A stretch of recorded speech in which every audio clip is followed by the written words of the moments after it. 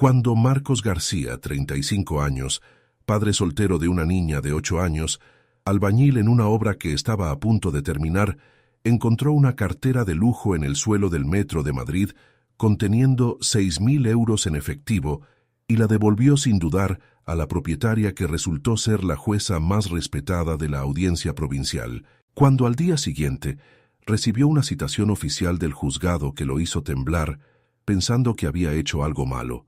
Cuando se presentó con su hija Lucía, agarrándole la mano aterrorizado, ante la idea de perderla porque los servicios sociales lo tenían vigilado desde hacía meses, cuando la jueza lo miró a los ojos y pronunció unas palabras que le cortaron la respiración, Marcos no podía saber que aquel simple gesto de honradez cambiaría para siempre su vida y la de su hija, que aquella mujer con toga escondía un secreto que lo concernía directamente, y que a veces el destino premia a quien hace lo correcto, incluso cuando nadie está mirando.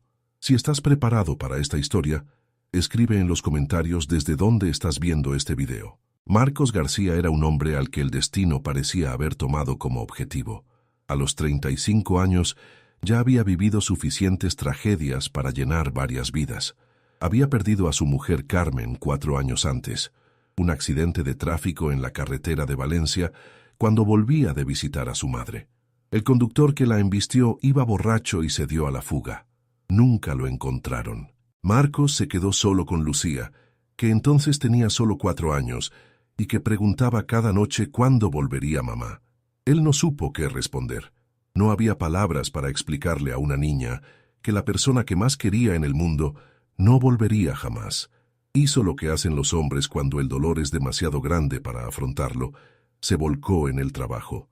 Era albañil, de los buenos, de los que saben levantar un muro recto sin necesidad de nivel. Trabajaba en obras por todo Madrid, 12 horas al día si hacía falta, lo que fuera para no pensar, para no recordar, para no derrumbarse. Ganaba 1.400 euros al mes cuando había trabajo, que no siempre lo había. La construcción era así, meses de mucho seguidos de meses de nada.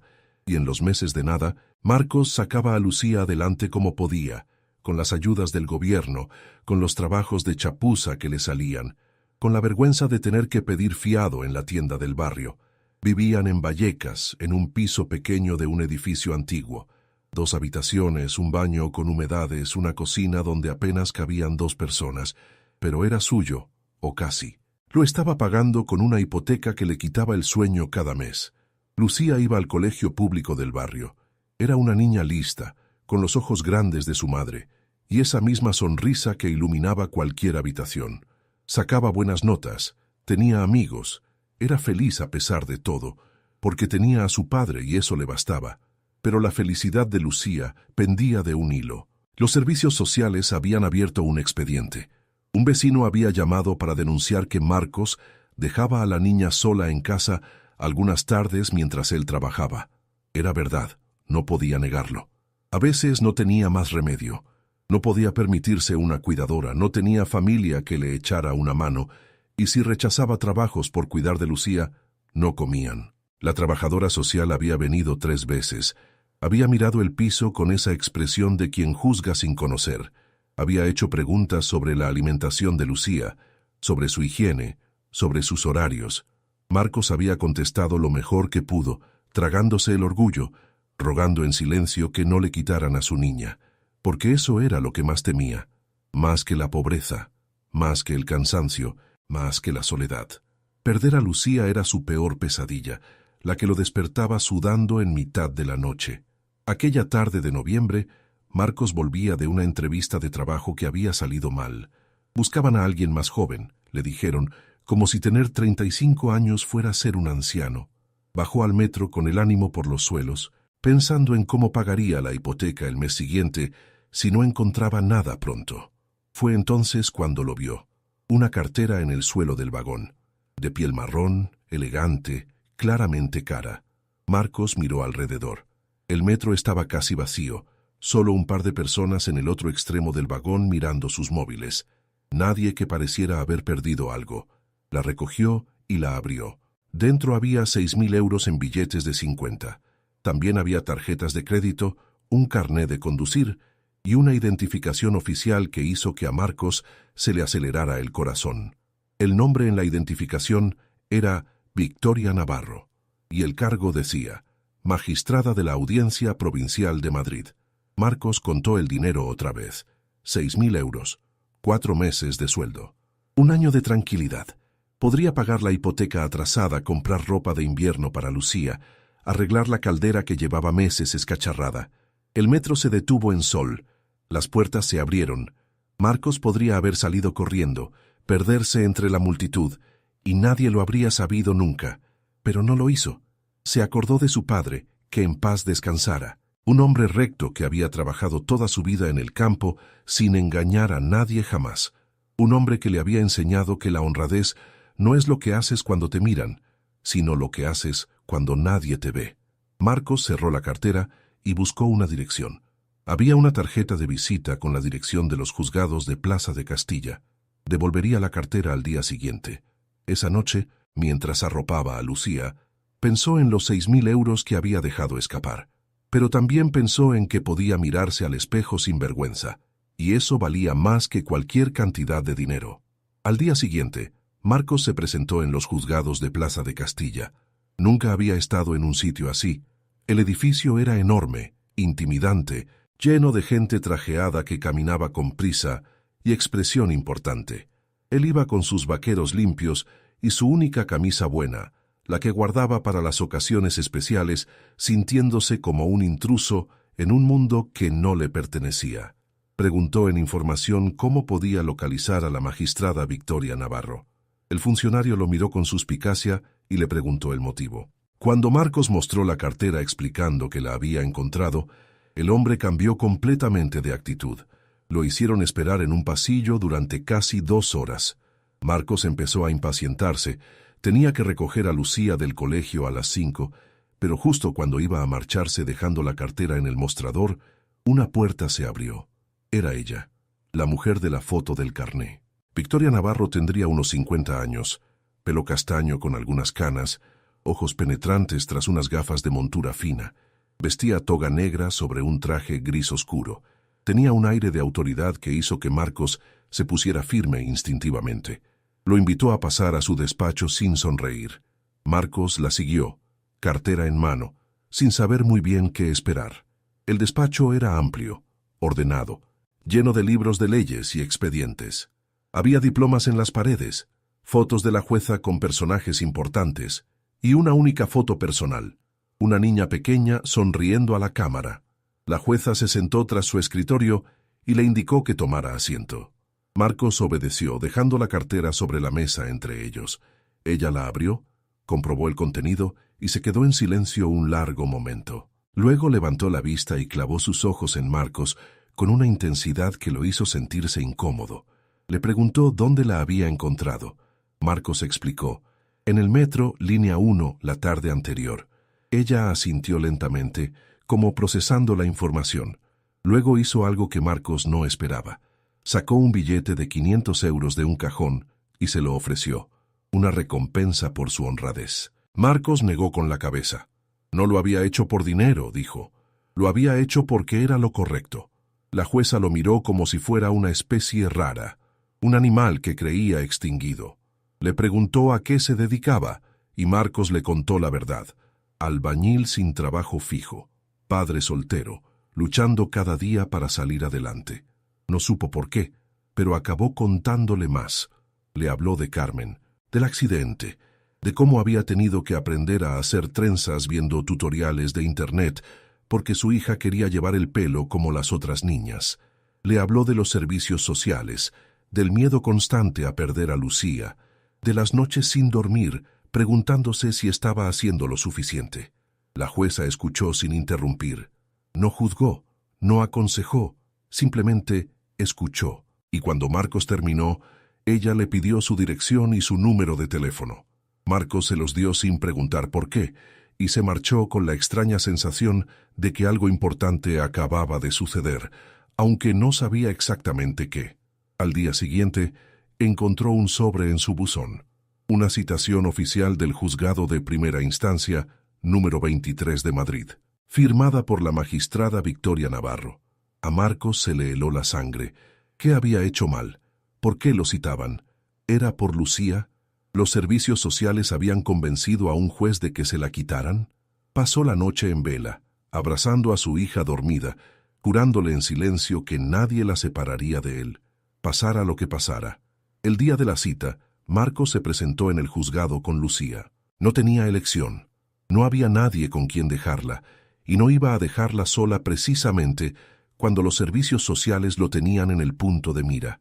Si iban a juzgarlo como padre, que vieran a su hija, que vieran cómo la cuidaba, cómo la quería, cómo era lo más importante de su vida. Lucía llevaba su mejor vestido, el rosa con flores que había sido de otra niña del barrio, pero que seguía bonito. Marcos le había hecho una trenza esa mañana, cada vez le salían mejor, y le había dicho que iban a ver a una señora importante, pero que no tuviera miedo, que todo iba a salir bien, aunque él mismo no se lo creía. Los hicieron pasar a una sala que no era exactamente un tribunal, pero lo parecía. Había un estrado elevado, banderas de España y de la Comunidad de Madrid, el escudo constitucional, y detrás del estrado, la jueza Victoria Navarro con toga negra y expresión indescifrable. Marcos se acercó llevando a Lucía de la mano. La niña miraba todo con curiosidad, sin miedo. Los niños no entienden de juzgados ni de expedientes, solo ven habitaciones grandes con gente seria. La jueza comenzó a hablar. Explicó que aquella era una vista sobre la situación del menor Lucía García Ruiz, hija de Marcos García Fernández. Mencionó el expediente de los servicios sociales, las visitas de la trabajadora social, las preocupaciones expresadas sobre el bienestar de la niña. A Marcos le temblaban las piernas. Esto era exactamente lo que había temido. Iban a quitarle a su hija. Todo lo que había luchado, todo lo que había sacrificado, no había servido de nada. Pero entonces la jueza dijo algo que no esperaba. Dijo que había realizado sus propias investigaciones sobre la situación del señor García, que había hablado con los profesores de Lucía, con los vecinos del edificio, con el dueño de la tienda donde Marcos compraba fiado cuando no llegaba a fin de mes, y lo que había descubierto la había impresionado profundamente. Había descubierto a un padre que madrugaba para preparar el desayuno de su hija antes de irse a trabajar. Un padre que pasaba las noches cosiendo los uniformes escolares porque no podía comprar nuevos. Un padre que renunciaba a comer para que su hija tuviera siempre el plato lleno. Había descubierto a una niña que iba bien en el colegio, que estaba bien adaptada, que hablaba de su padre como si fuera un superhéroe. Una niña que no tenía lujos, pero que tenía lo único que realmente importa. Un padre que la quería incondicionalmente. La jueza hizo una pausa. Miró a Marcos a los ojos, luego miró a Lucía, y finalmente volvió a mirar los documentos que tenía delante. Y entonces dijo las palabras que lo cambiaron todo. La jueza Victoria Navarro se puso en pie. Declaró que, basándose en las pruebas recogidas, no había ningún motivo para retirar a la menor Lucía García de la custodia de su padre, Marcos García. Es más, dijo, era su opinión que el señor García era un ejemplo de paternidad responsable y amorosa, y que la niña era afortunada de tener un padre tan entregado. Marcos sintió que las lágrimas le subían a los ojos. No había llorado desde el funeral de Carmen. ¿Te está gustando esta historia? Deja un like y suscríbete al canal. Ahora, continuamos con el vídeo. Pero en aquel momento, todo el peso que llevaba sobre los hombros pareció aligerarse, y las lágrimas vinieron solas. Lucía lo miró preocupada. No entendía qué pasaba, solo sabía que su padre estaba llorando, y eso la asustaba. Marcos se arrodilló y la abrazó, susurrándole que todo estaba bien, que iban a quedarse juntos, que nadie los separaría jamás. Pero la jueza no había terminado. Le pidió a Marcos que se acercara. Él obedeció dejando a Lucía sentada en una silla y se detuvo frente al estrado. La jueza Navarro se quitó las gafas y lo miró con una expresión que Marcos no supo descifrar. Había severidad, sí, pero también algo más, algo que parecía respeto, quizás incluso admiración. Le dijo que lo que había hecho con la cartera era excepcional, que en sus 30 años de carrera había visto lo peor de la humanidad, gente que mentía, robaba, traicionaba por mucho menos de 6.000 euros. Y entonces había llegado él, un hombre que no tenía nada, que habría tenido todas las razones del mundo para quedarse ese dinero y lo había devuelto sin dudarlo.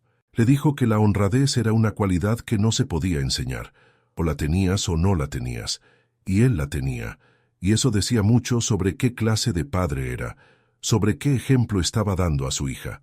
Luego le contó algo que lo dejó sin palabras. Le dijo que su marido era el director de una importante empresa de construcción, que estaban buscando un encargado de obra, alguien de confianza, honrado, capaz de gestionar equipos y responsabilidades, y que ella ya había hablado con su marido sobre Marcos. La entrevista estaba fijada para la semana siguiente, si le interesaba. Marcos no supo qué decir. Balbuceó un agradecimiento, pero la jueza lo interrumpió. No era un favor, dijo. Era una oportunidad merecida. Él había demostrado quién era con sus acciones, y ahora simplemente estaba recogiendo lo que había sembrado. Pero había más. La jueza Navarro le contó algo que no le había contado a nadie.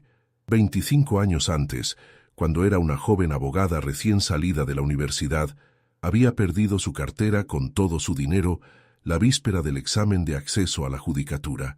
Estaba desesperada, sin recursos, a punto de abandonar. Alguien encontró esa cartera y se la devolvió, un desconocido que nunca quiso decir su nombre. Ese gesto le cambió la vida. Le hizo creer en la bondad de las personas, le dio fuerzas para seguir adelante cuando todo parecía imposible. Nunca pudo darle las gracias a aquella persona, pero había jurado que si algún día tenía la oportunidad, haría lo mismo por alguien. Y ahora, 25 años después, esa oportunidad había llegado. 6 meses después, Marcos García era un hombre diferente. Había conseguido el trabajo. La entrevista fue bien. El marido de la jueza vio en él exactamente lo que su mujer había descrito. Un hombre honrado, trabajador, capaz de ganarse el respeto de los demás. Lo contrataron como encargado de obra, con un sueldo que casi triplicaba lo que ganaba antes. Pero no era solo el trabajo lo que había cambiado.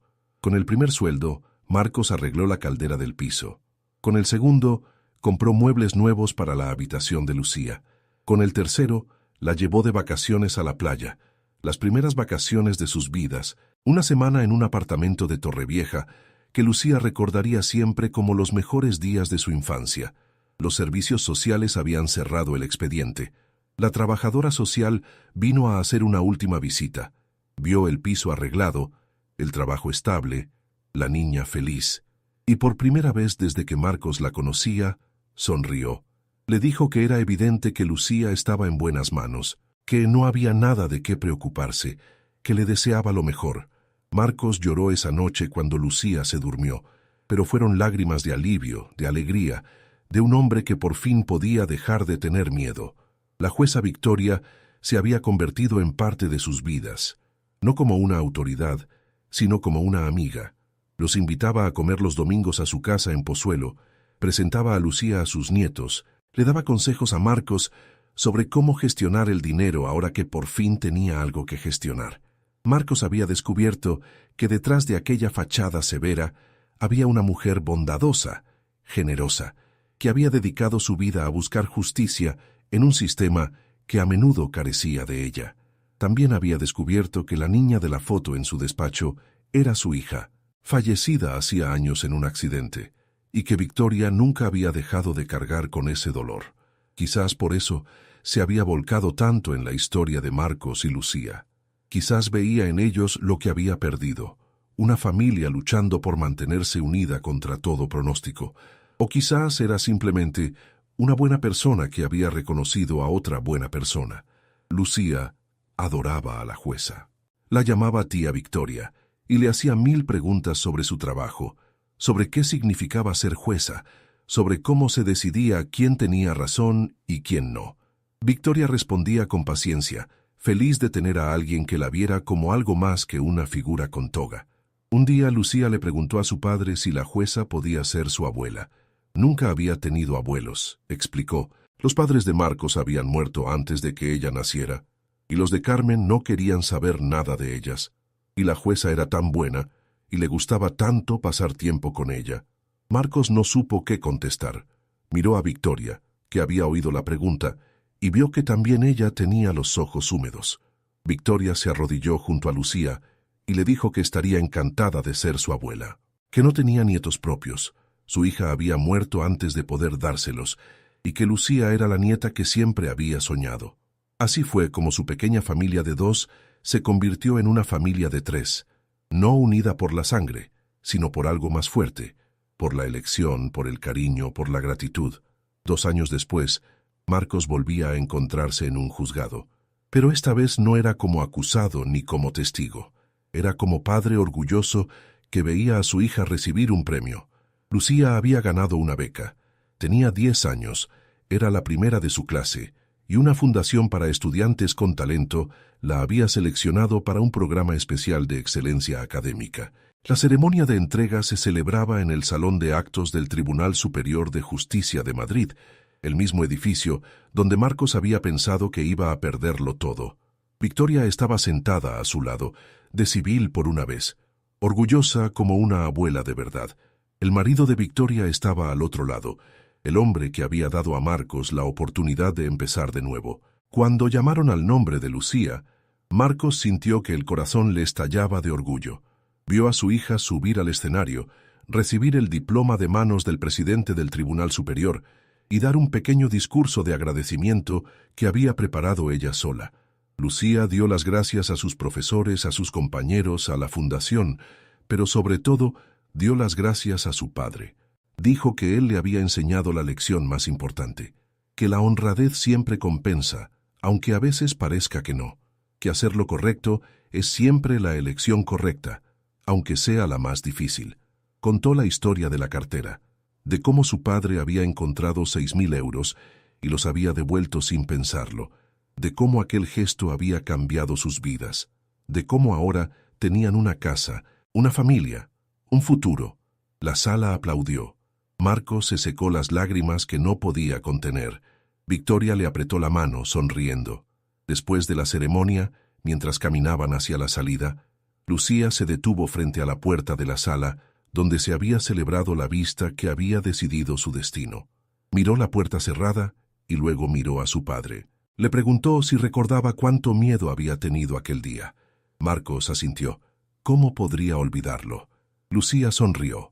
Le dijo que ella nunca había tenido miedo, que sabía que todo iba a salir bien, porque su padre era el hombre más bueno del mundo, y a las personas buenas les pasan cosas buenas. Marcos la abrazó fuerte, sin palabras para explicarle cuánto significaba para él.